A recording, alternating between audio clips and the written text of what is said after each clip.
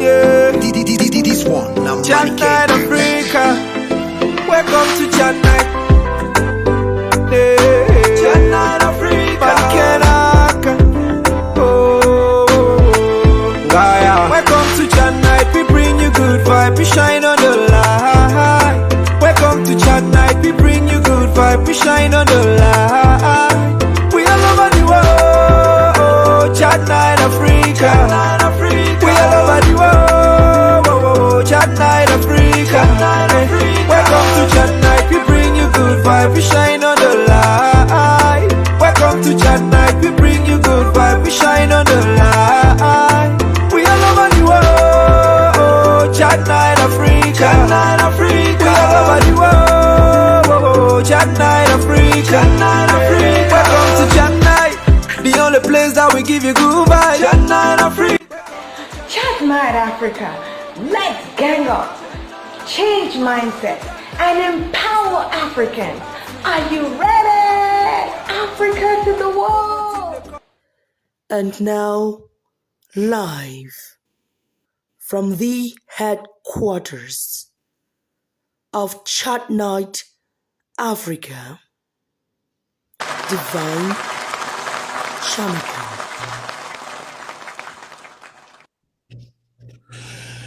Hello, everyone. Welcome to this week's edition of the broadcast, Voices of Africa at Chat Night. Close to 900 people have been killed by coronavirus. We're talking about the United States alone. All over the world, millions and millions of people have been killed. That's not news. We also have seen on television people expressing regret that they did not take the vaccinations or the vaccines seriously. Unfortunately, they are expressing their regret when it's too late. The million-dollar question is, why therefore the continuous vaccines hesitancy with some people? About 2 weeks ago, I caught the virus. And to be honest with you, thanks to the vaccinations I had taken, or the vaccines I had taken, and the booster, I am here, alive, to do this show. The story could have been worse. Ladies and gentlemen, today on the show, my guest is somebody who worked at the epicenter of COVID-19. When we saw so many scores and scores of refrigerated trucks of dead bodies, people who had died from complications of COVID-19. Dr. Foma is my guest on the show this evening. We will be taking questions from you also. I'm going to announce the phone line. Ladies and gentlemen, join me now in welcoming Dr.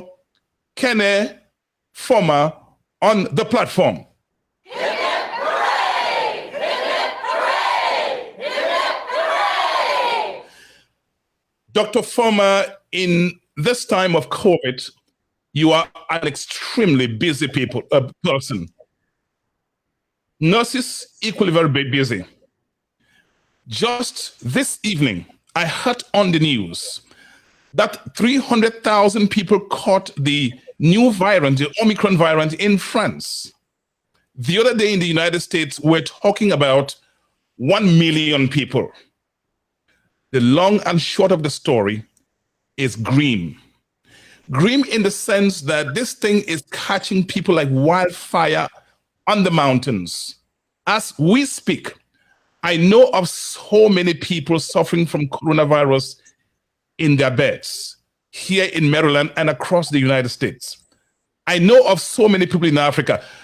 Dr. Foma, what explains the vaccine hesitancy in spite of all these terrible stories that we see on television?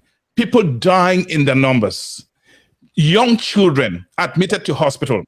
What explains the continuous vaccines hesitancy throughout the world, especially in the United States and also Africa? Wow, Divine, thank you very much. And it's always a pleasure coming over to your show and also being able to share the little knowledge I have concerning COVID. It's an evolving science. We're learning a lot. It's a new virus. We've had it just for 2 years. And what I can tell you about vaccine hesitancy is that it's complex. And hesitancy in itself has to do with a lot of people are not just hesitant to vaccines overall. People are generally hesitant to specific vaccines. And you need to take into consideration the disease itself, the cultural connotations around that disease. Stigmatization is also another thing. Politics is also a big factor. So when we talk about vaccine hesitancy, it's not only involving the physicians, the nurses, and healthcare workers and public health workers. You also need to involve those who are sociologists, anthropologists, and even those who do psychology, human psychology, and psychiatric doctors. Because you get to realize that the same level of hesitancy in Africa, in Cameroon, is going to be different from the hesitancy you would have in the US. So looking at vaccine hesitancy can be very complex, but we have a lot of hesitancy going on right now in the US. Part of it is the fault of physicians and public health specialists. We are very bad communicators. So because we are bad communicators, we have never known how to listen to people's problems and try to debug some of the different worries they have. So I think in order to solve vaccine hesitancy, we have to stop talking and start listening. Try to address the different concerns individuals have. It's not a general problem. Each individual has a different concern. There are people who come in, they have heard sensational stories actually stick with people.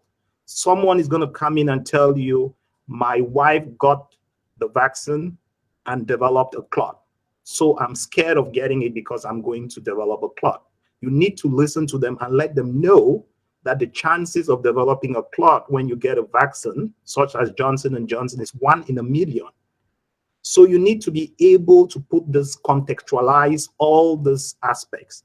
In Africa, others may be hesitant. They feel they have not seen COVID. In Cameroon or in Nigeria, they feel that they have not had COVID. So a young person who is 18 years old will be asking the question, why should I go get the vaccine?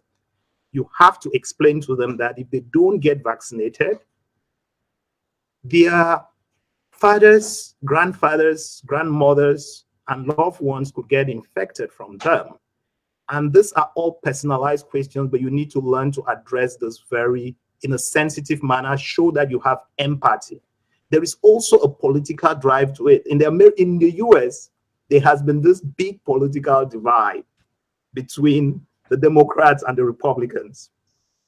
Those who they have nots and those who have a lot, and those who also feel that they are very knowledgeable, they are science oriented, and they feel the others are just knockheads. And people right now get pissed off, and some of them have taken a stand, which may be detrimental to them, but you get to see that at times humans are not very rational. They tend to go back to their emotions, and their emotions are driving them during this pandemic. So what I would tell you about vaccine hesitancy overall is that it's a complex topic.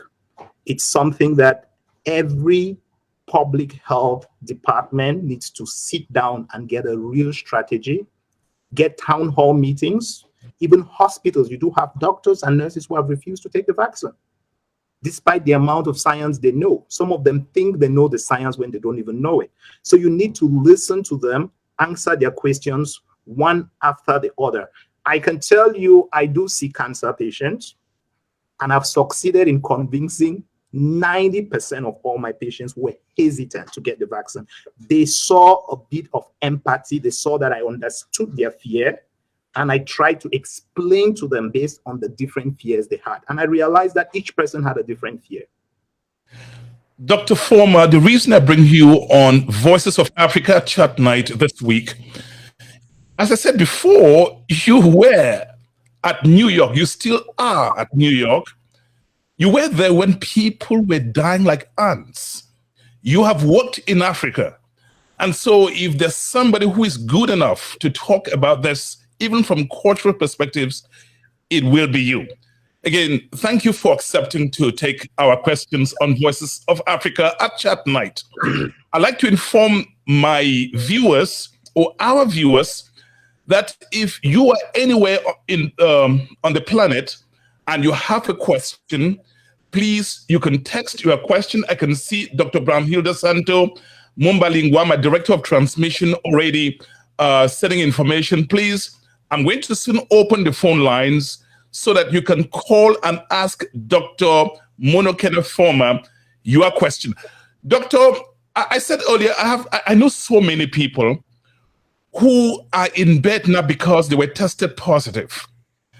The question some of them have called me and asked is, Divine, what do we do? You have somebody who is tested positive, perhaps with mild symptoms. The hospitals are saying, don't come to us. Emergency rooms are saying, don't come. So they stay home and do what? Wait for it to deteriorate? Oh, Divine, thank you for that question. And what I would say is, being in a system, you want to prevent hospitals from being overwhelmed. But we as Africans who migrated to this country, or any human, should learn to advocate for themselves. So knowledge is power. Once you have knowledge about what is available and what you can do in order to prevent yourself from deteriorating, that's very important. So I'm going to advise individuals based on their age group and also based on their symptoms.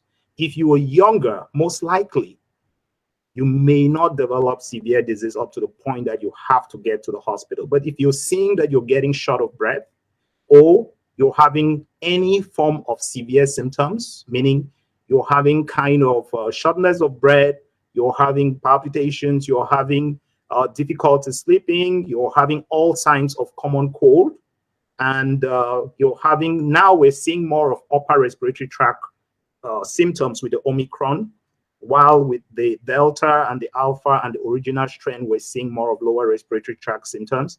You want to, if you are above 65, call your primary care doctor and ask if you qualify to get monoclonal antibodies. If you have any of the comorbidities, just being a minority and you're Black, you are more likely to die from COVID than someone who is Caucasian. And you also want to identify, we do have a lot of sickle cells in our population. Those patients have more chances of developing severe disease. We have a high level of obesity, which also correlates with severe disease. We do also have a high level of diabetes, and these are patients that are going to most likely develop severe disease. And patients with cardiac issues, which is still more common among Blacks. So if you're falling among these categories, then you qualify for monoclonal antibodies, and you need to call your primary health care provider. Once they know you know this information, you are going to be given this life-saving medication that can reduce your chances from getting severe disease by 80%. The other thing you can do right now, we do have some tablets that are available. In most states, they are now available, and the US government is paying for it. There is one called Monopiravir, and the other one is Paxlovid. They are available for outpatient use for those who don't have severe disease. And they still meet the same criteria, as I said, above 65. And but the clinical trials was done for a huge group of population, those who are above 18 years. So they all qualify to get this, but because of shortage, you may not get it. But these are all things, once you know about this, then you know that you have treatment available. Now, in terms of isolation, you want to make sure that you don't infect your loved ones once you realize you're infected, or once you realize you're having symptoms. Especially now with the Omicron, everyone is having flu-like symptoms. The data now shows in the UK that most people with flu-like symptoms have Omicron rather than the common flu. And if you're having flu-like symptoms, you want to get yourself tested. You want to make sure that you isolate yourself while you're at home with others. You wear a mask, especially if you have an elderly at home who could get sick and actually die. And you want to make sure that those who are at home, you advocate for vaccination.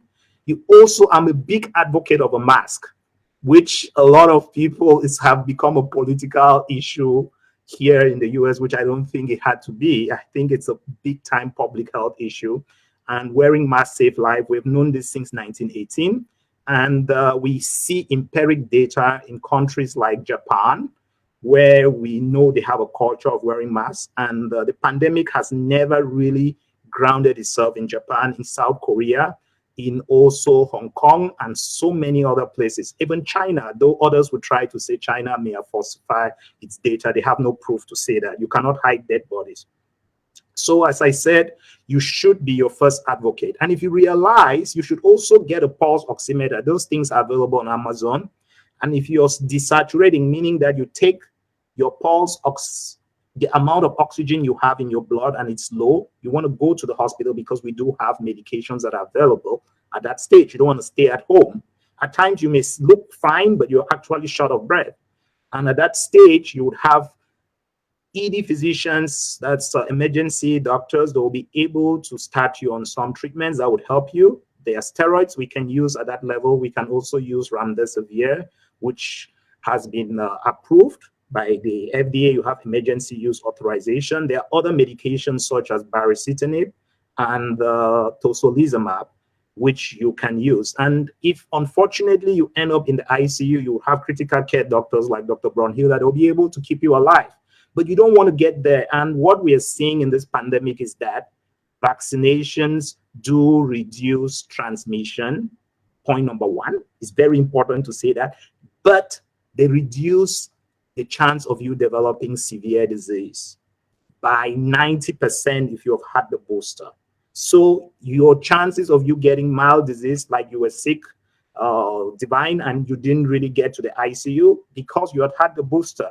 So there are cases where we could have breakthrough cases, but those people don't die. And that is the goal behind the vaccine, is to keep everyone alive. And the US is full of a population with a lot of comorbidities. We are more obese than any country on earth. So you want to realize that we have diabetes more than any other country. It's more common among the blacks. We're hypertensive. We have coronary artery diseases. We have sickle cell. So we are really one of those groups that we need to take good care of ourselves. Again, somebody's watching you. They have COVID-19. The question has been, do they go and start buying vitamin C? Or I'll be honest with you. When I was tested positive, I didn't know what to do. Yeah, and I interact a lot with you medical doctors, Brownhill, Santo, Dr. Tamon, Regina. I could go on and on. I remember I even called to you. But because when you get tested, there's a sense of panic that runs through you, especially when you come to think of the refrigerated trucks in New York not too long ago. When you come to think of people still dying of COVID, you are gripped with fear.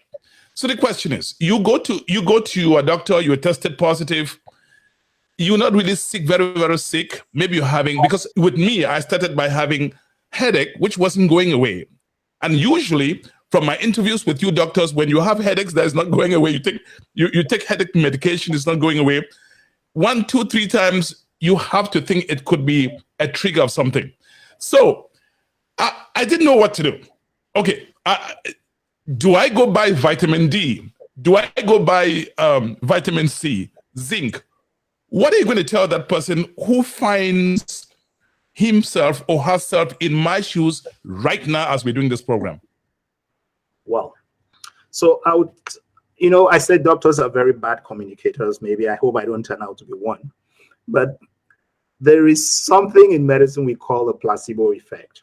So initially, vitamin C, vitamin D, and zinc had been postulated that could help with COVID. But so far as I'm talking to you right now, there is no clinical trial that is positive that shows that these medications that you just called do help. But do they harm patients? No. There is also a psychological part of medicine. So I'm not going to fight with anyone who wants to get multivitamins and anyone who wants to get zinc. But there are some trials that show that if you're vitamin D deficient, your chances of having severe COVID is high. But taking vitamin D when you have COVID itself doesn't really help. But there are other things that do help, because the pandemic today is completely different from the pandemic we had 2 years ago. What is different? We understand this virus very well. We do understand now that this virus causes what we call a cytokine storm, and we know how to deal with that. We do have medications for that for those who already need oxygen. We have steroids. A steroid called dexamethasone, it works. If you combine it with another drug, which is a JAK2 inhibitor called baricitinib, it actually works in patients who are severely sick. You can also combine it with another medication called tocilizumab, and those combinations do work in patients who are very sick. And there is supportive care we can give in the ICU. Now, in patients who are not sick, we have gone a long way too. In those patients recently, but it's not available, may not be available in Cameroon, but we do have medications that reduce your chances of getting severe disease by almost 80% with Paxlovid. There is another medication called Monopiravir, where clinical trials have shown that it reduces your chances of getting severe disease by 30%. And there is an antipsychiatric medication, which is available even in Cameroon, fluvoxamine, that clinical trials have shown that it reduces your chances of getting severe disease by almost 30%. So we do have things that work. We have monoclonal antibodies. And right now, there is shortage, really, that's going on for monoclonal antibodies. And among those that are FDA approved, there were 3 of them that are FDA approved. Just one of them works against the Omicron variant. In New York, we do have it. I do work at times as a hospitalist, and I've been giving it to patients who are above 65 years. Anyone who is above 65 years who has a cancer, I make sure they get it. Anyone who is a sickle cell patient who has thalassemia, those are my patients I see, I make sure they get it. Anyone who has congestive heart failure, anyone who comes in who is diabetic, we give it to them outpatient. They go back home. Most of them, 90% of them, do not develop severe disease. I'm yet to see one of those patients who have died, even those who are not vaccinated. That's why I believe it works, because I do treat these patients. As I told you, this is a complete different picture. We do have more positive COVID cases now than we had back in the 2019, 20, and so on. Yeah. So we have more cases now, but we have less severe disease. And there are several explanations. We're still trying to understand Omicron. One is because in New York City, more than 70% of our population is vaccinated. That's one of the things. 2, the Omicron itself intrinsically has been described to be less severe but more contagious. We could go into that. So it being more contagious could still bring a lot of people to the hospital, because it's far more contagious than the Delta, which was one of the most severe variants we've had. But it is actually less severe. It affects more of the upper respiratory tract than the lower respiratory tract. I have my ICU at this time, based on what we used to see, would have been full. I just went there today. I was covering the hospital, and I counted there were just 5 patients in the ICU, but the whole hospital had COVID. Here in New York, the whole hospital is full of COVID patients, but most of them are just mild. They're needing a bit of oxygen. A lot of them will be discharged. I think we're discharging over 20 to 30. And that leads me to the next question, Dr. Foma. Why should somebody, and that's the argument I've heard from people who are anti-vaccines. They say, if I'm going to have COVID and it doesn't develop into severe illness, why should I go take the vaccine? How do you respond to that, sir? Okay, as I said before, if you are vaccinated, your chances of developing severe disease, especially if you've had the booster, reduces by 90%. Meaning that if 1,000 people were to get COVID, and let's say naturally 300 of them had to have COVID severe disease up to the point of coming to the hospital, if you're vaccinated, your chances of being there among those 300 people reduces, and you become 30 people only out of those 300. So by getting a vaccine, it drastically reduces your chance of even developing disease up to the point you're going to need oxygen. That's why you tend to find out that those people do not even come to the hospital. Even those who come to the hospital tend not to die. We have seen some few cases where they may have other medical problems. I have my patients with multiple myeloma, which their immune system in the first place have problems. And I have patients who have other cancers and they're taking drugs that are suppressing their immune system. But that's the more reason why you should encourage people to get vaccinated, so that those who are young, they get vaccinated so they don't go back and infect those who are elderly who could die from this disease. Even the young, some of them do die if they have comorbidities. 2, we don't want this virus to linger around. We don't want an Omicron plus. We don't want an Omicron Delta or something who's going to get another name. While this vaccine keeps lingering around, it will keep mutating in patients who are not vaccinated. So we want this vaccine and this pandemic to come to an end. And we want people to know that the more we work together, the more there is vaccine equity in the rest of the world, the more Africa gets access to vaccines, the more the rest of the world gets access to vaccine. You don't know where the next variant is coming from. Last one came from South Africa. Let's say that's where it came from, but maybe that's not true. The next one, we don't know where in the world is going to develop. So we need the young to get vaccinated so that we can end the pandemic, so that we can even concentrate. I want to go into another point. We can concentrate on other health problems. Let's say for Cameroon, most Cameroonians don't feel COVID is a health emergency. They may be right. We have other public health problems like malaria. Who funds malaria?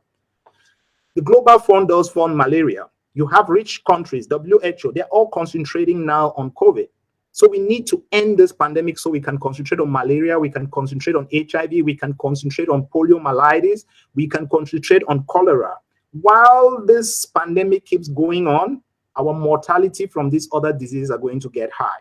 Now, even in the US, we're seeing patients who come in with COVID and they have other problems. We are unable to run the hospital fully for patients with, let's say, a cardiac arrest, who need to get a cardiac catheterization. They come in, they do have COVID. A lot of them cannot get these procedures and cannot get elective surgeries. What we discovered in oncology in the past 2 years is that we are having patients who are coming with advanced cancers. Women who would have had a mammogram, who did not have it because of COVID, are now coming with full-blown breast cancers. Those who would have had a screening, low-density chest X-ray for lung cancer are coming with full-blown stage 4 lung cancers. Those who would have had a little colonoscopy and prevented them from getting early stage colon cancers or polyps that would have been taken off are coming in with metastatic colon cancer.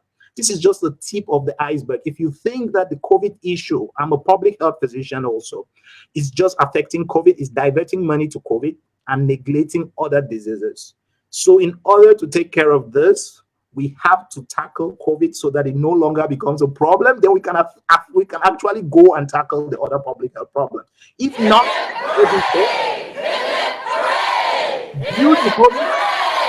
and they'll be dead as a result of COVID itself. Not generally because you were COVID, but others because of the COVID pandemic. Everyone is scared to come to the hospital. I know so many women who have not had a mammogram in 2 years. You are watching Voices of Africa on the platform Chat Night Africa. My name is Divine Chamakong. You are having or watching our guest, Dr. Kenne Foma.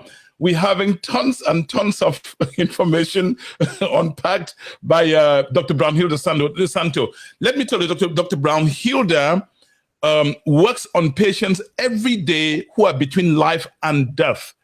And you will have to go. I mean, if Dr. Brownhilda, you want to dial in, that's fine. Or anyone else, you want to share information, you can dial in 240-603-7367, 240-603-7367. Before I bring back Dr. Kenne Foma, watch this musical interlude.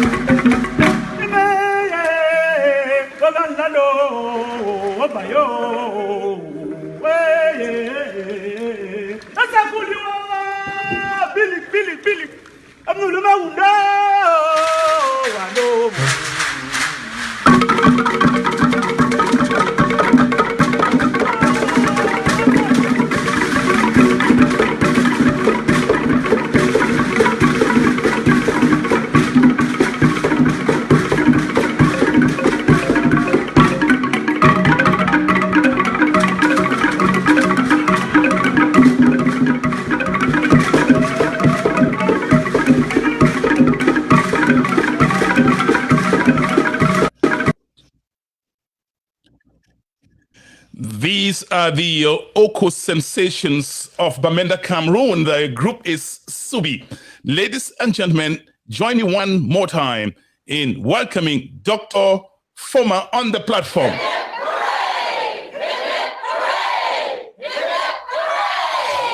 Dr. Foma, a question that has just been texted me is this. In Africa, towns and cities in Africa, we see people overcrowded. The other day I was watching the market, the food market in Boya. The other day it was the Liberian food market in Freetown, Liberia. In Freetown, Sierra Leone. And then I watched one in Liberia, and lots of, I mean, it's like that across Monrovia, Liberia, I meant to say. And it's like that across Africa. How do you explain, how can you tell your African people that COVID-1 is real when people basically don't wear masks? You see them in food markets and so on. Our lifestyle in Africa is not that which we can easily keep the 6 feet or whatever social distancing. How do you explain that not so many people are dying in Africa? Is it lack of statistics or people are just not dying? How do you explain that phenomenon? Divine, this is a very difficult and tricky question. And the truth is that we're still trying to figure out why. But I'm going to give you a lot of what I call postulations. Some of them are factual. Others are just, we need a lot of clinical research to really get to the bottom of this. We are happy, being an African, I'm truly happy that we're not seeing the numbers that were predicted in the beginning. And one of it, as you said, is that the numbers, some of the numbers are not accurate. At the beginning, Africa doesn't have the capacity to test as much as Europe, Germany, England, or even the US. So we are unable to really test people. That's the first thing. Now, even if we're able to test people, you cannot hide deaths. So there is something we can always do is to calculate the amount of excess deaths. We have not been seeing deaths in the streets. So it means that people are not really dying as much as would have been predicted if they were not being tested. So there are a lot of postulations. The first one, which is very important, if you look at data all over Europe, in the US, in South America, you get to realize that mostly the elderly do die of COVID. Those who are above 65, especially those who are above 75, because they tend to do worse with lower respiratory tract infections. With COVID being a viral infection that affected the lower respiratory tract, caused shortness of breath, most of those who died were more of those who were above 65. The African population is a young population.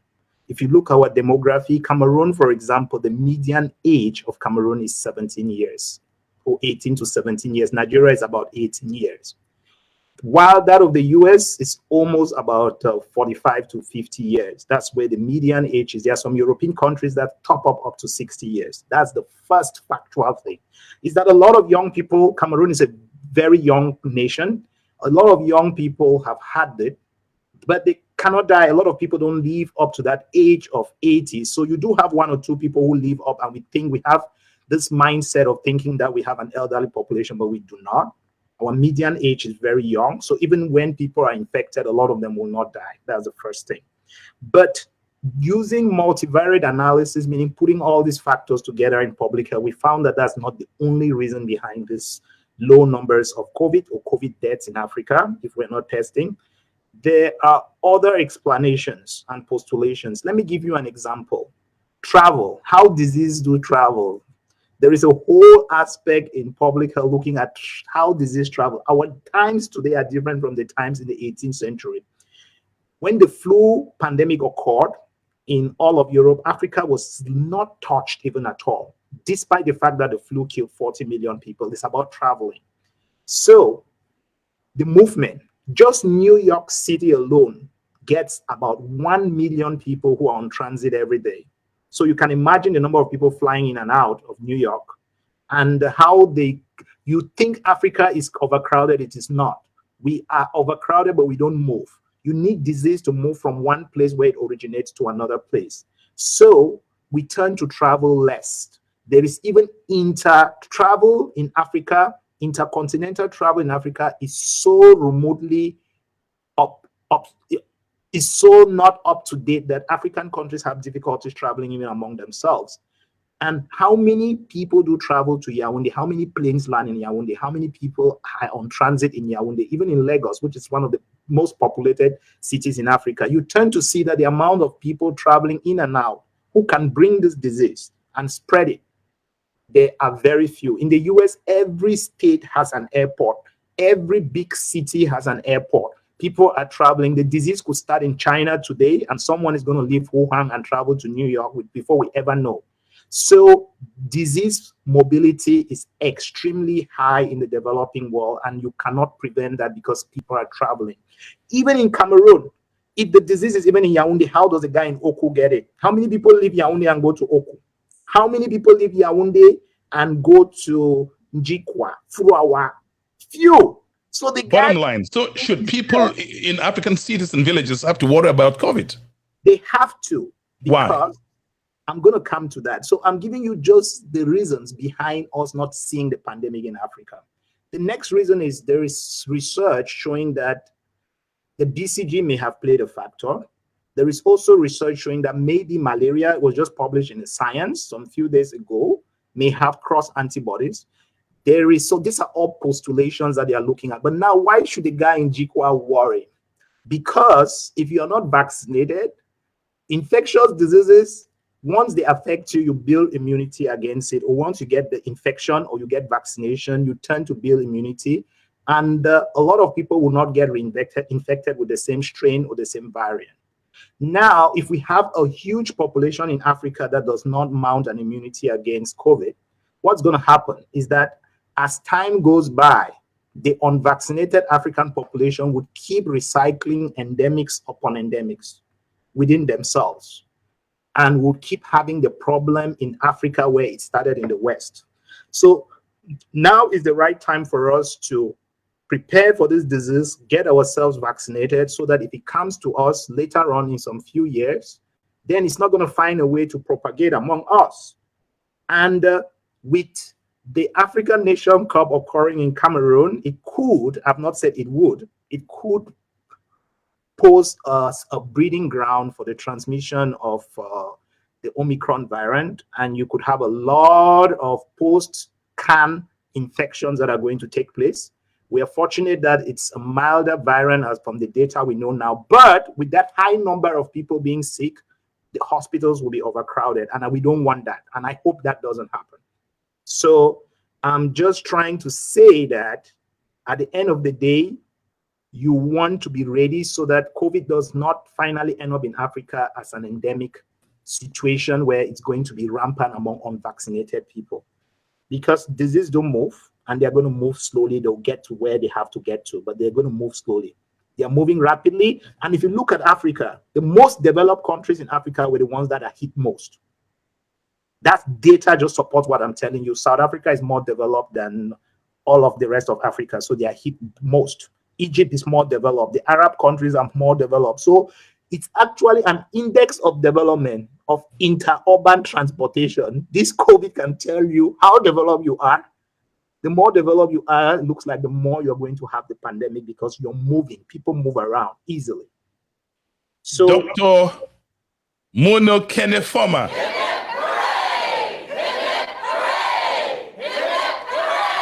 And before I bring back Dr. Foma on the platform, you are watching Voices of Africa on the platform. Chat Night Africa. My name is Divine Chamakong. I am anchoring this broadcast from Washington, D.C. metropolitan area. As I said in the beginning, 3 weeks ago, I caught the coronavirus. I have to tell you that coronavirus isn't fun to have in your household. At some point, it feels like somebody is slamming a sledgehammer on your chest. At some other point or time, it feels like your head is breaking into pieces. This virus is wicked.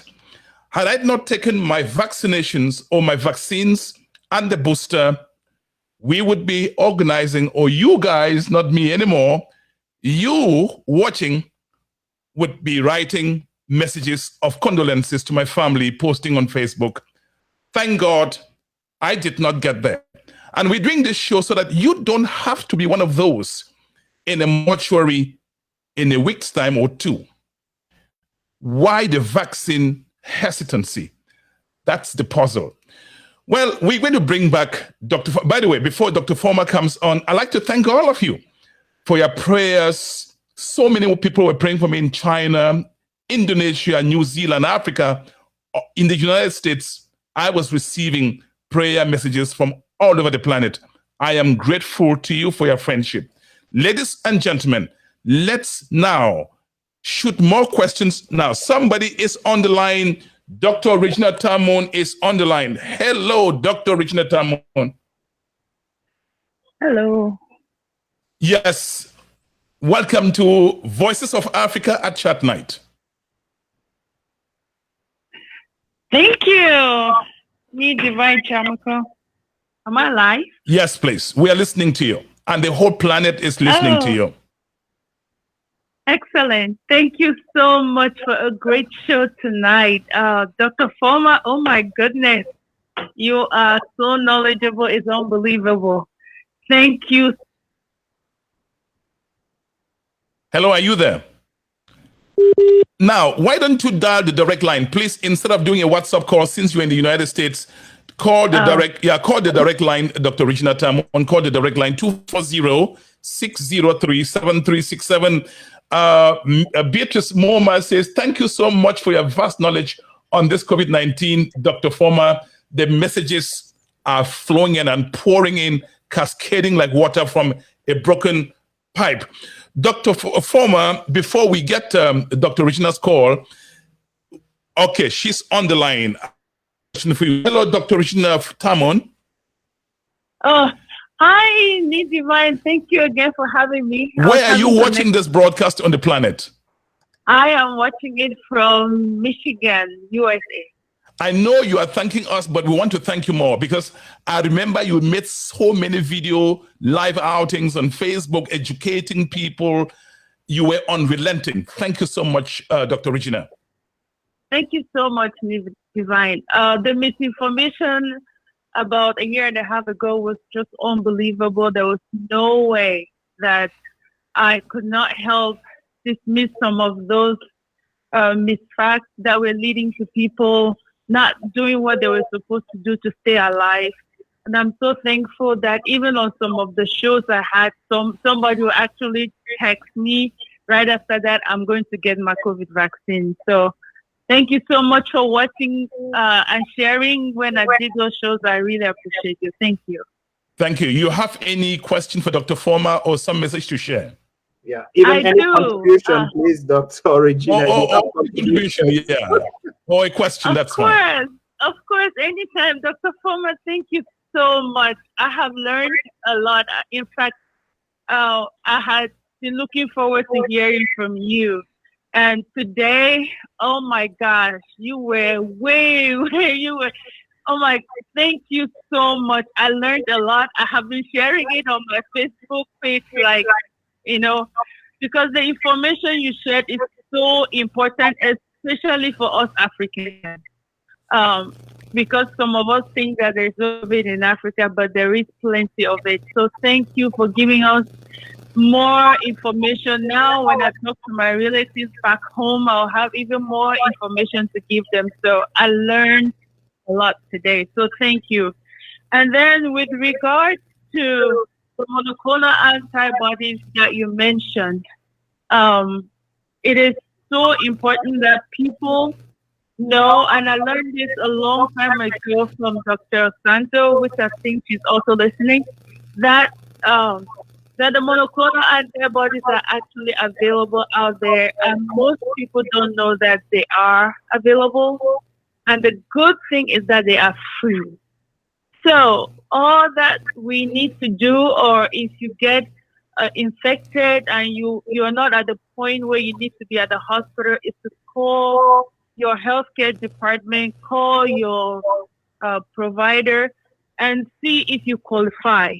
Just like Dr. Foma said earlier, there are 3 monoclonal antibodies. Right now, there's only one. It's called Sotrovimab, which they think helped a little bit with the Omicron. However, the other 2, Regenco, Bamlanivimab, and the other name, those ones are still being studied, because when those ones were initially done, they were done for the other variants. So they don't think that those will work at this time. However, depending on which state you are in this United States of America, or wherever you are in the world, if your Omicron levels are still less than 80% of the population, you may still qualify for Regenco and BAM. Reason being, there are, like Dr. Foma mentioned earlier, there is a shortage of them, and they are only assigning them to people who qualify. With that said, still reach out to your healthcare department and see if you qualify. The other good news, exciting news, is that there are some pills that were just approved about 2 weeks ago. And those pills will soon be available. I think they'll be available at particular local pharmacies. And those pills will also be available to you at no cost. So check with your primary care. The last time I checked, as of Friday, they had not been available, at least at the state where I am, Michigan. Yeah, so check where we do you have it are. in New York. So Okay.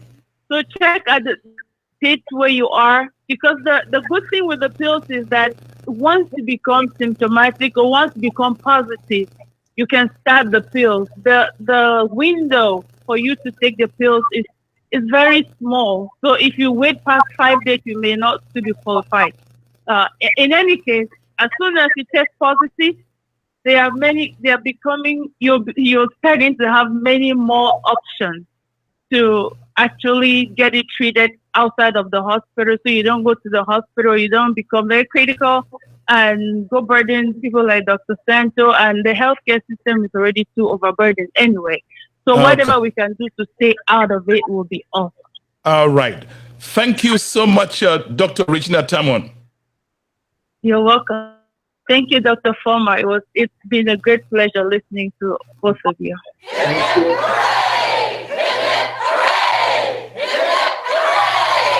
That's Dr. Regina Tamon from Michigan. You are watching Voices of Africa. It's self-explanatory, I think, what she said. But the question I have for you is, somebody just sent this to me, Dr. Foma. General Colin Powell took all the vaccines and still died.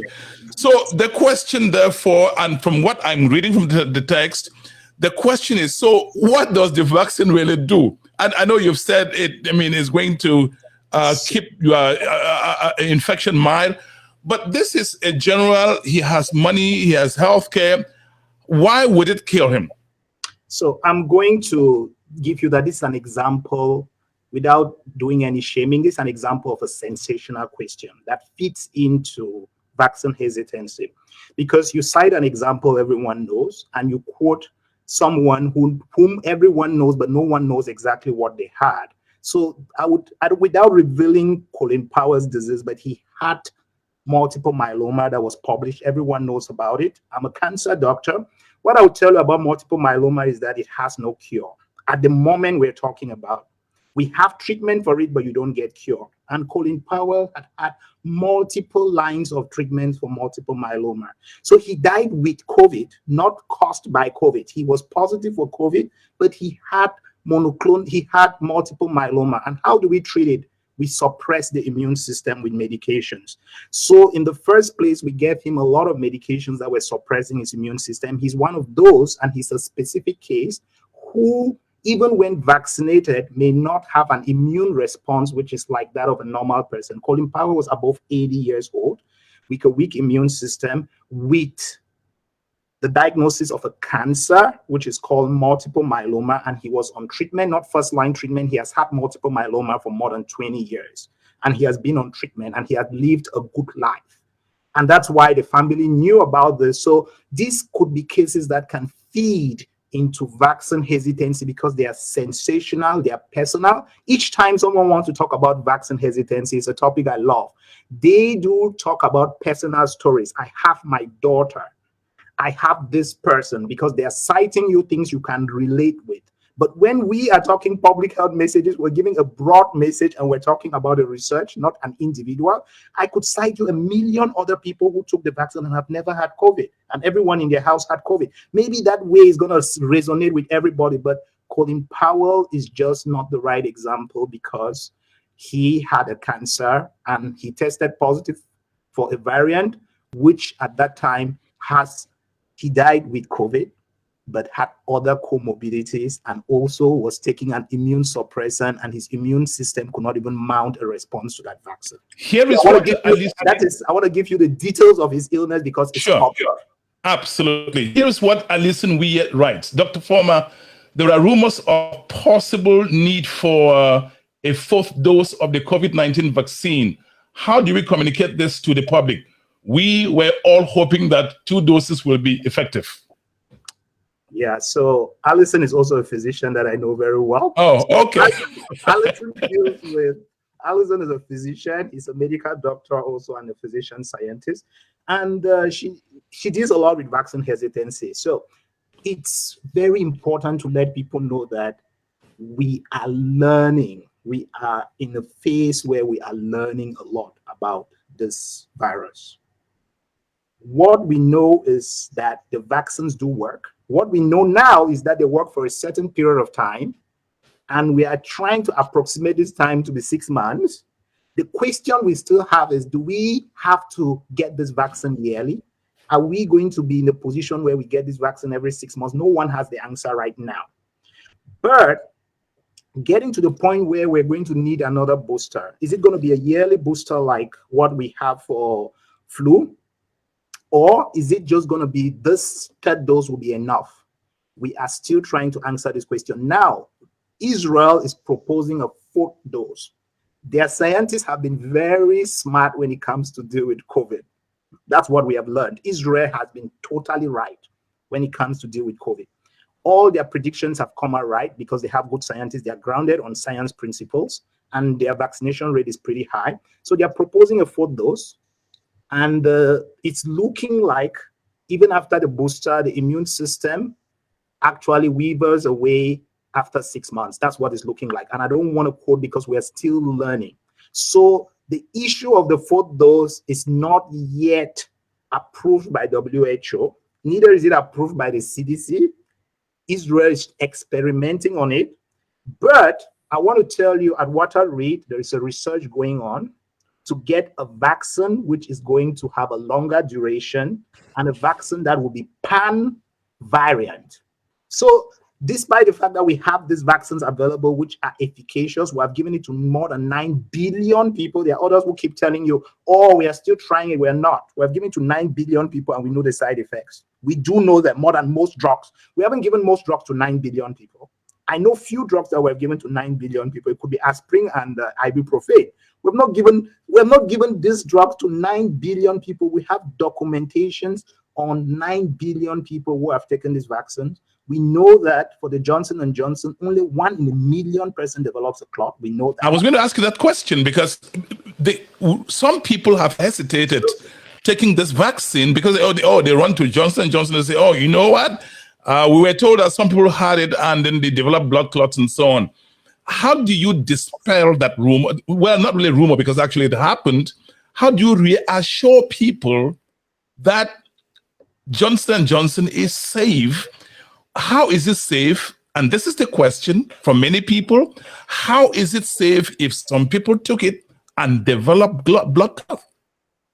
So, Divine, this is one of those things, as they say. I know there's always this question to, are all vaccines equal? The question is, I would really like to be frank. The answer is no. And that's why we have a monitoring system. In the Johnson & Johnson, we did see some clots, but right now with retrospective studies, meaning looking at all those who have taken it, the chances of developing a clot is really very rare. As I said, it's about 1 in a million. So there are more diseases and more medications. The chance of developing a clot when you have COVID and severe COVID is 1 out of every 20 patients who is hospitalized gets a clot. If you put that in perspective, because people need to learn things in perspective and in numbers.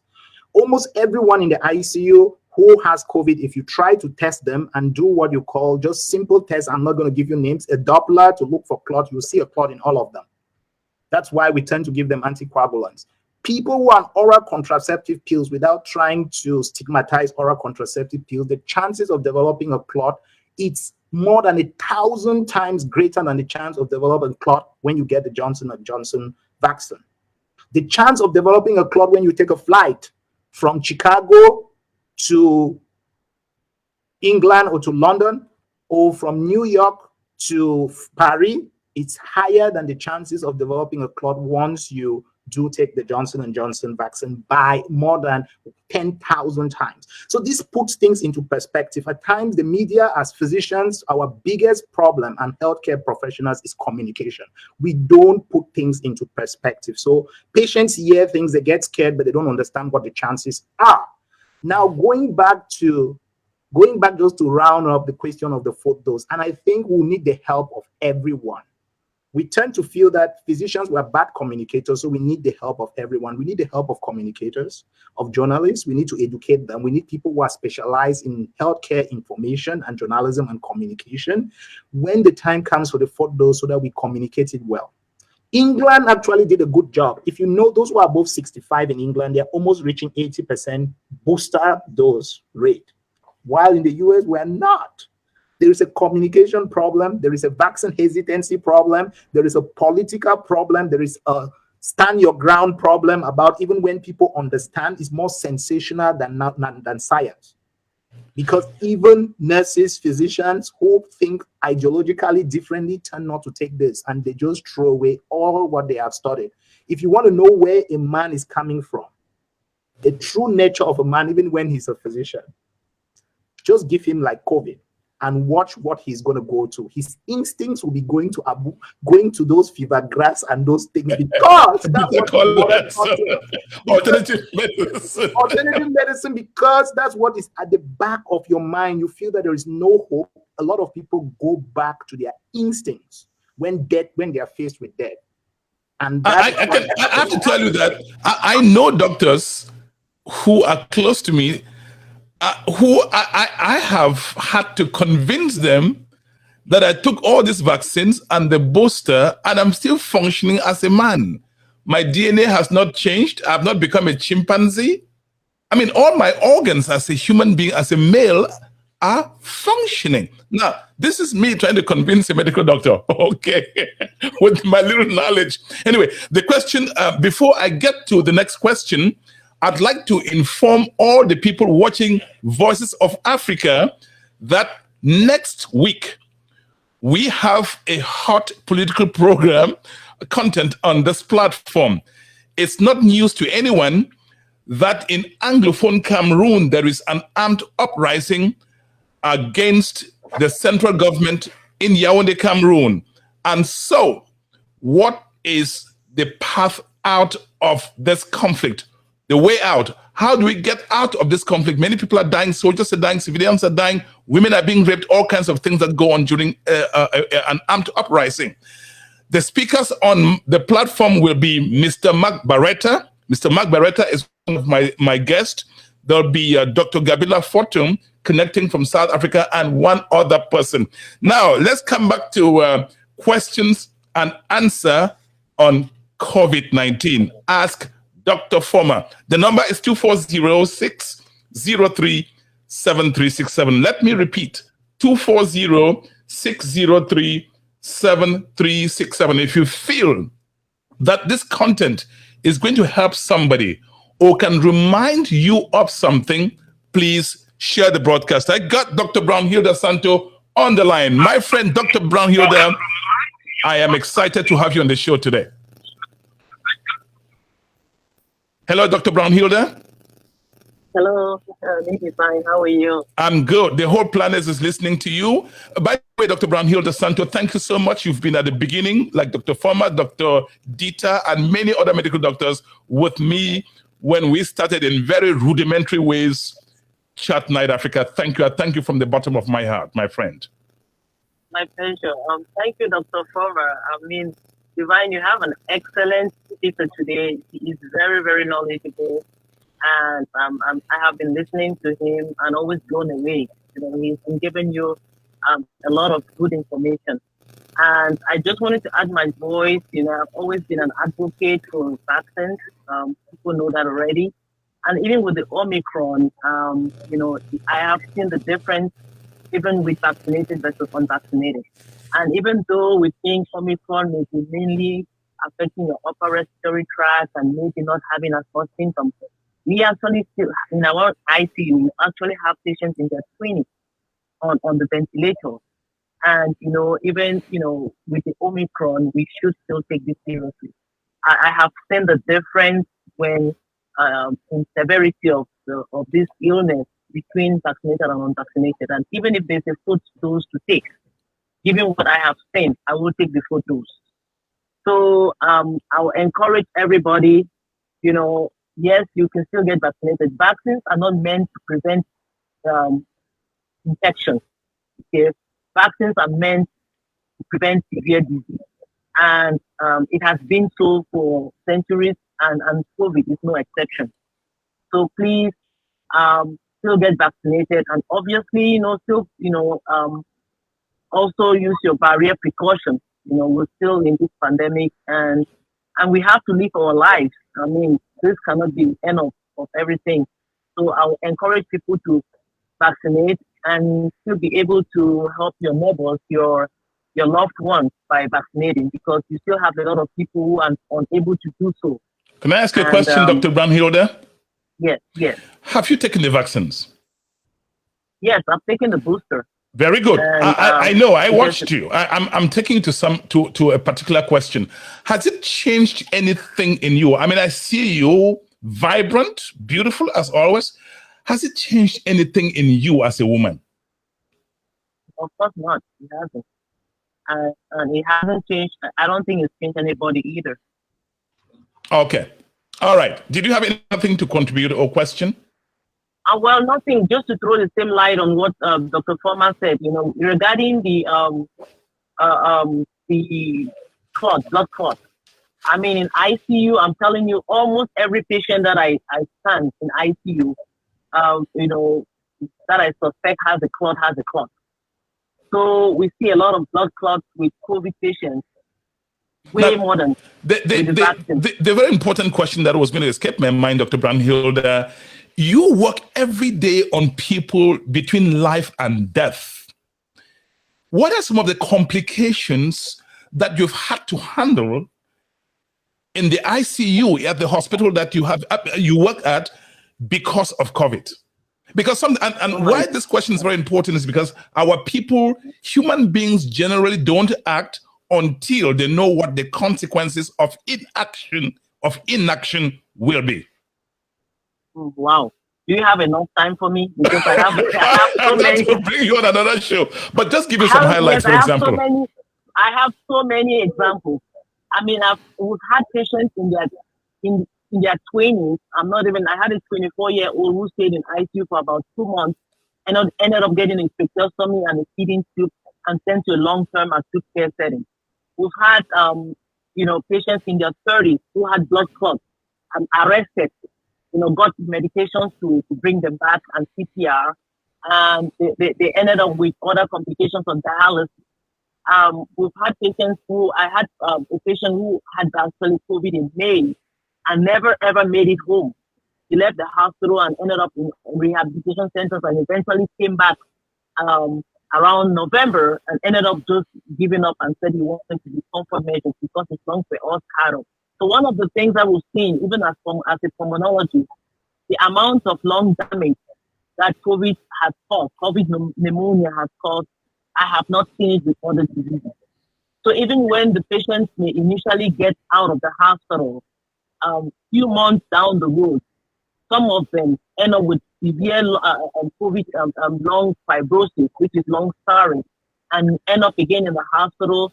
And then this just becomes a prolonged hospitalization course with reinfections and eventually poor quality of life. So COVID has a lot of complications, and this is even in young patients. Like I mentioned, I have a patient now that, some of them end up on dialysis and some of them in rehabilitation homes and etc.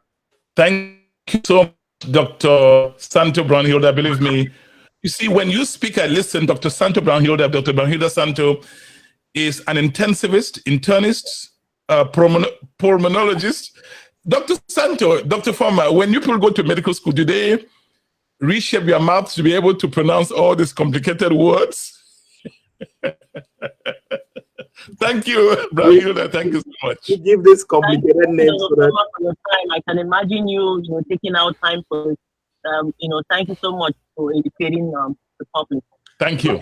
Thank you very much, Dr. Brownhilda. Thank you for your wonderful contributions as always, and always being there for our people. Thank you very much. So, Dr. Brownhilda and I in particular worked during the peak of the pandemic. As I said, there is no COVID in Cameroon. There is COVID in Cameroon. And I know of people who have died of COVID in Cameroon. So we were involved in the treatment of COVID patients in the Northwest region, alongside with the whole Northwest region and WHO. Dr. Brownhilda and I used to call in and give help, assistance to how they should manage their patients. So it was a wonderful experience. I learned a lot from that. I just want to thank her for her services and for always being there. So that's something you don't know about, but she did that every Monday. We called in and actually helped manage patients back home. Here's what my dad told me. You prepare against bad weather. You prepare your roof against bad weather when the bad weather hasn't come yet. Honestly, my sister here in Maryland was almost taken home in a body bag, in a coffin. Let me call it as it is. I'm not saying went home was to have gone home to be with the Lord, as when somebody dies, we're trying to color up this thing. She was going to die of COVID. It was so bad, we were throwing everything at it. I mean, throwing everything we could lay hands on. When you have COVID, it's like a journey to hell, especially when it takes you down the path Brownhilda was just describing. It's not fun at all. So think twice when you're beating your chest you cannot have COVID. It's for us, some other people. It doesn't exist. The vaccines you're not going to take. You don't want to have COVID-19. It is cruel. Anyway, Dr. Foma, let's move on because at some point we have to close this program. Let's talk about COVID-19 and pregnant women. And the reason why I ask you this question, sir, is because a few days ago I was watching this guy on television whose wife did not take the vaccine. Pregnancy came, and it got so bad when she had the virus. I mean, it was this man. The wife was in hospital for 3 months in extremely, extremely bad shape. He warned, you don't want your daughter. You don't want your mom. You don't want your own self to be in that situation, in the situation he found himself. It was horrible. Yes, so let's talk about pregnancy and COVID-19. What's the information you have for us, sir? Well, I would start with a disclosure. I'm not a gynecologist or obstetrician, so that's very important. But what I would tell you is what CDC really recommends. I'm very interested in COVID, as you know. So the CDC actually recommends that those who are pregnant get the COVID vaccine, but it recommends that they discuss this with their gynecologist and obstetrician.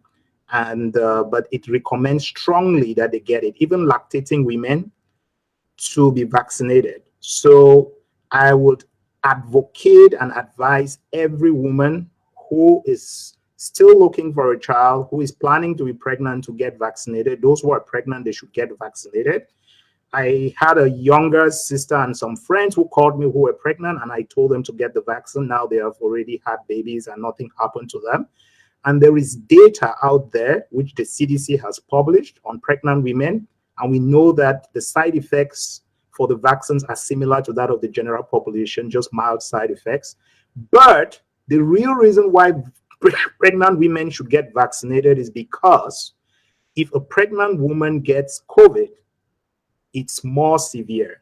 As Dr. Brunhilde explained, all the long-term complications of COVID, a lot of them do end up in the ICU more than the general population. A lot of them get intubated. First thing, once you're pregnant, your lung capacity reduces. So just imagine that you're infected, you have a lung which is infected. So a lot of them do end up in critical care and tend to lose their life and lose the baby.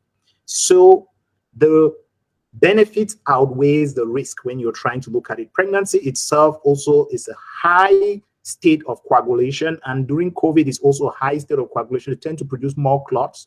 They tend to end up in ventilators more. So what the American Association of Obstetrician and Gynecology is recommending is that pregnant women, lactating women do get vaccinated. What the CDC is recommending is that pregnant women, lactating women do get vaccinated. That's the recommendations coming from this body. The European Society too, medical societies in all the countries are recommended that pregnant women do get vaccinated right now with new data they are getting. So pregnant women are no exemption to COVID vaccines because A question, they get more severe disease. Yeah. A question just came in by text. You can text me 240-603-7367. We'll be ending this program in about 10 minutes. 240-603-7367. The question has to do with the preference for vaccines. Some people say, no, I'll take Moderna. Some people say, no, I'll take Pfizer. Some people say, I'll take Johnson & Johnson. If somebody told you that, when I got sick of COVID 2 weeks ago, if I told you that, Doc, I'm not coming to meet you if I don't have Pfizer, what would you tell me? So the good thing about it depends where you live. There are countries where you have choice. The good thing about health is that once you give people a choice and they make an informed consent, the vaccines are not all the same. That's the truth about it. And you need to inform your patients when you're talking to them, or you need to inform the population who is coming to you, or the people who are seeking advice from you. You need to know the vaccines and explain to them.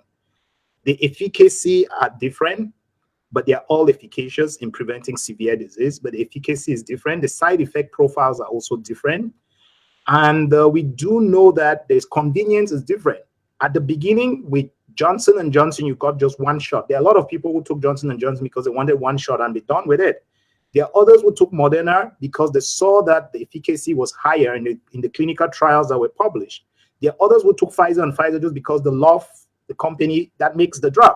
So when people have choice and you give them the information they need, they are able to make an informed consent. That's when you are in a luxurious country like the US, where you can make a choice. Now, if you're back home in Cameroon where there are no choices to make, so you cannot really choose from what you don't have. I would advise everyone to get what they have, which is available. In a situation where there are choices, then people put into consideration their different preferences and make decisions based on that. There were others who did not want, they just have a preconception. I'm just going to say, I grew up in Cameroon. When we're growing up, we used to say things from China are fake. So there are many things that go into your psychology, even when you're a child. So people in a position where they could make a choice, all these things start coming up and their preference. We want them vaccinated no matter the choice, if it's available for them. I'm just going to make sure I give you the information. Whatever you choose, if I have it, I'm going to give it to you. In the US, you have availability to get any of the three that are available. The AstraZeneca is not approved by the FDA in the US. No emergency use authorization, but it is in the UK. My mom got it because that was what was available. Back home in Cameroon, I'm an advocate. So I made her have it. I'm trying to make her get the booster as soon as possible because she's high risk. And I've seen what COVID does to them. And I know there's going to be a new COVID lingering around Cameroon. I've started having a lot of people calling me who are now positive.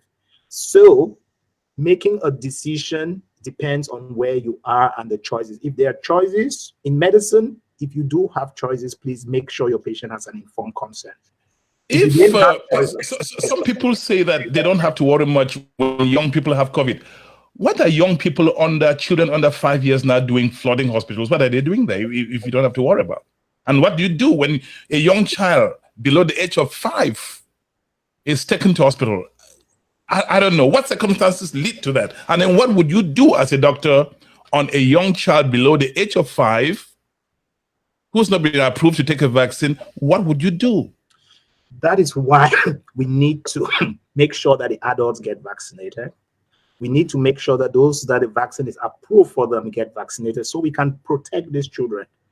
As you know, Divine, is that we thought that at the beginning there's all these rumors, there's all this knowledge out there, but people are it's difficult to actually interpret data. With Omicron, we're seeing more infectiousness, and we're seeing that the population that has not been vaccinated, which include those who are 5 to 0, are getting sicker. And those people are coming to the hospital more compared to those who have received the vaccine. As Dr. Bronhider told you, majority of those in our ICUs who are sick and getting intubated or needing, let's say, a ventilator, a machine called a BiPAP, high flow oxygen, are mostly those who are unvaccinated. So we're getting these breakthrough infections now in children who are all unvaccinated. So we want to protect these children. And we don't want to see them in the ICU. Once they are in the ICU, the whole household is affected. The mom can't go to work most of the time. The dad, one person needs to sacrifice and be in the hospital with this child. It affects the financial balance in the house, those who can work and make sure that the house is able to feed. It's going to affect everyone. It's also going to affect the siblings who cannot have their mom around. So it's really not, there is also the impact on the child who is going to suffer. We don't know exactly what the long-term COVID complications will be on that child, but there's going to be financial impact to the mother. There's going to be emotional impact to the mother, the father, the family, the grandparents. Everyone is going to be involved. So truly, we don't want even a single person to be sick with COVID to the point where they get hospitalized. As Dr. Bronhider said, the goal of vaccination is to make sure that people don't die, really. That's really the goal. That if COVID was like the normal flu, we will not be bothering about it because we know it's going to come, go, no one is going to die. If we turn it to that level, then no one dies, then that's good. Dr. Foma, we've come to the point where we must say goodbye or good night or goodbye, wrap up the show. What's your last word before we go, sir? Wow. I think we have talked about COVID a lot in the past 2 years, but I think it's a topic we should continue to talk about it.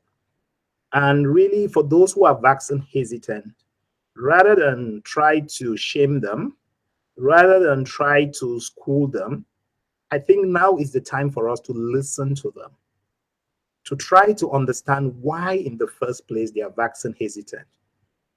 I have one of my professors who was my lecturer at Slum. He told me, please, when you go to a patient's room, you shut up and listen. Say you spend your whole life as a doctor learning how to talk, but once you finish, you have to try as much as possible to spend your whole life practicing learning how to shut up. So it's time for us to shut up with town halls, all the platforms that we have, listen to those who are vaccine hesitant, try to understand why they're vaccine hesitant, then we're going to answer their questions and come up with solutions. The more we stigmatize them, the more we shame them, the more we chastise them, the more they are going to go further away from vaccination, and we are not going to achieve our goal of getting everyone vaccinated and also stopping the pandemic. The second thing I want to say is that masks do work. I'm an advocate of masks. There are people with different thoughts. And I think that the economy needs to continue striving. People need to work, but people need to understand that masks do work. And I'm going to always give empirical data, which is a huge data. Countries which have a policy or who have a tradition to wear masks turn not to have the pandemic spread fast, and they tend to contain it as quickly rather than other countries that do not have a culture of wearing masks.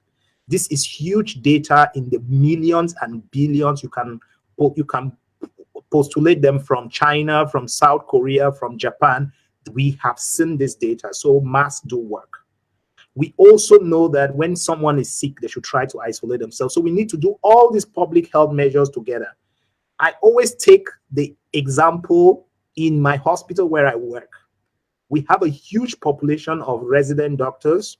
During the time before we made mask wearing mandatory, most residents got infected in the first wave. When masks became mandatory, less than 1% of residents ever got infected. This shows you that masks do work. They are very important. And even those who got infected realized the infection came from home.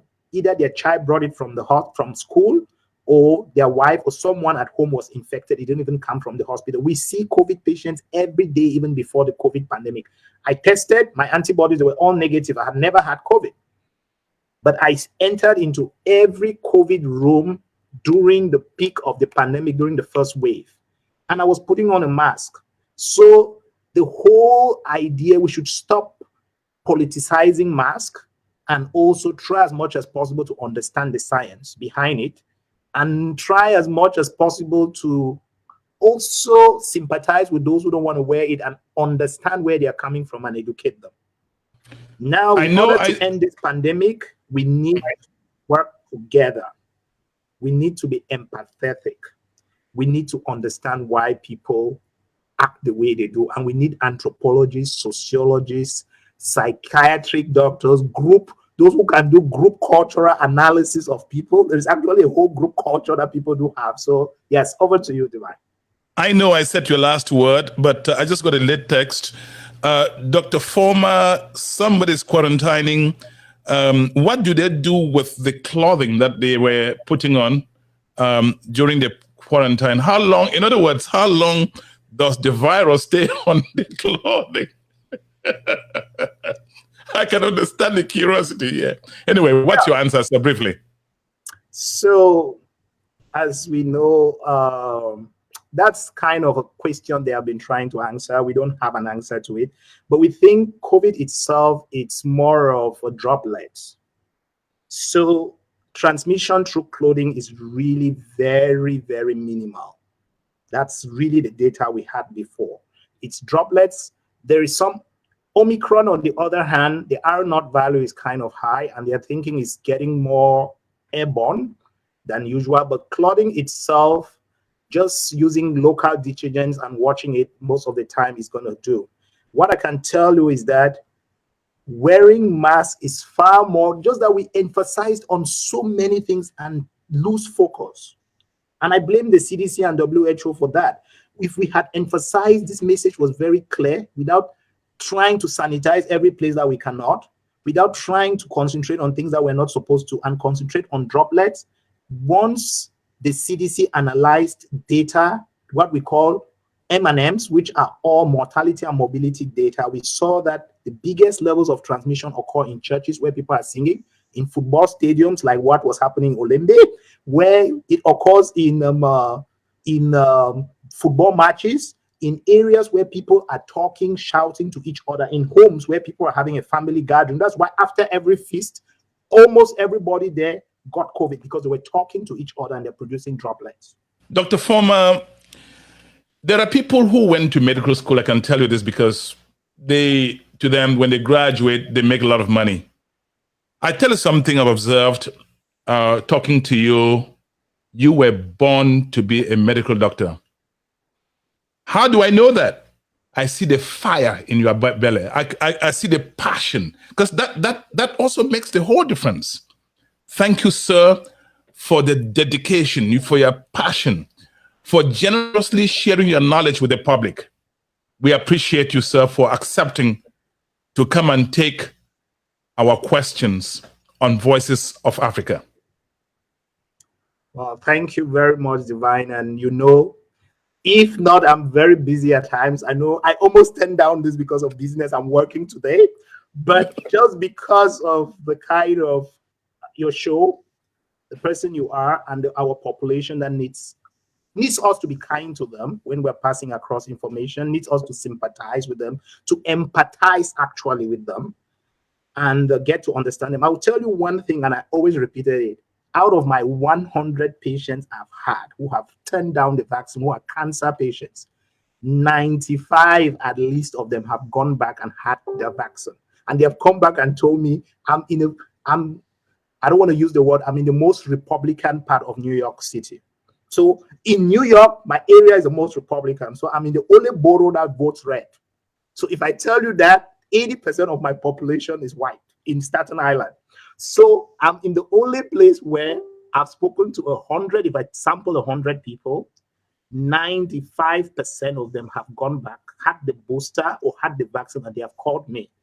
I just took my vaccine. It became a pride in my office that each time they pick up the call, they are like, "Oh, Dr. Foma, you have one of your patients here. He's trying to tell you that he took the vaccine." And a lot of them are grateful after having the COVID. And one thing I see in the hospital is regret. Those who come in very sick and they are regretting that if they knew, they would have taken it. Some of them died because they're already on BiPAP, they're already on certain machines, we're about to intubate them. There is always this last minute regret, no matter your political divide or how badly you thought about the vaccine. So please, my last message is, please, if there is a vaccine available where you are, in Africa, in Nigeria, in Cameroon, in Sierra Leone, in Liberia, wherever, Malawi, Benin, Rwanda, Burkina Faso, Ethiopia, Ethiopia, get it. South Africa, wherever you are, please go get the vaccine. Thank you, sir. I took mine, and I'm going to, as Borhida said, if there's a 4th dose, I'll be the first on the line to get it. Thank you, sir. Thank you, sir. That I really got. Thank you so much, Dr. Foma, for this broadcast. Before we wrap up, I've got a bit of beautiful music for everyone. That's my New Year present to you. But before that song is played and we close, take note that this coming week, I will be having a hot political program on Voices of Africa at Chat Night. You know, there is an armed uprising in Anglophone Cameroon. So what is the way out of that conflict? My guest will include Mr. Mark Barretta and Dr. Gabila Fortung. Ladies and gentlemen, before I go, enjoy this piece of music put together, replayed. It's originally done by Charles Lembe, replayed by Mr. Laza Shatzeka, one of the best pianists in the metropolitan area of Washington, D.C., along with his colleague singer. Here we go. You will love it.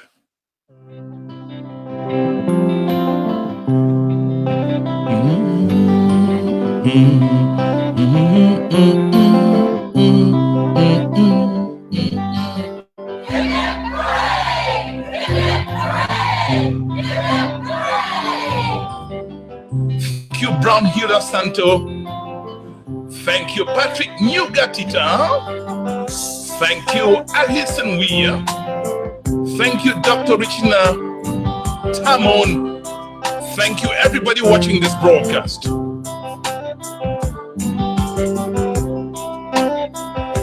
You are listening to Laza Shatzeka.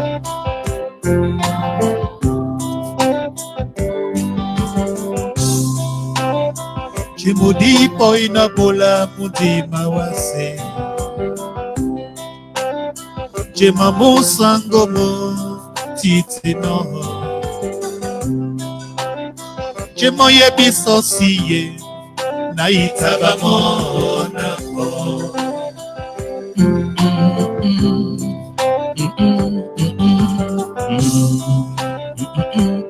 Ola epongo nyola bato bese Maula pondongo na moto sade. Voices of Africa. Iya mito mangila e.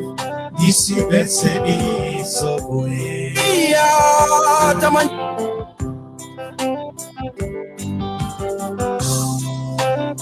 Enya kisame. Pondo e moto e. Chat Night Africa. Maombo manibole. My name is Divine Chamukam. Manyaka mabukiye. I am anchoring this broadcast from Washington, D.C. metropolitan area. Merci à tout le monde. Yamotiti pedi kondiboye. Tata moyande esuba suba matanda. Amota benamaye umawasande. I want to thank my producer, thousands of miles from Washington, D.C., Roger Fuller. He is in Lagos, Nigeria.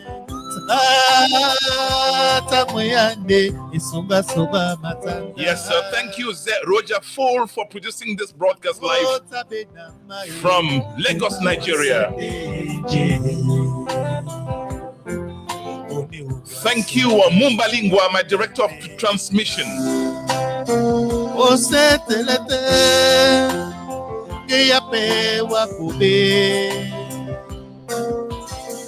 Unima wase wande pungupele.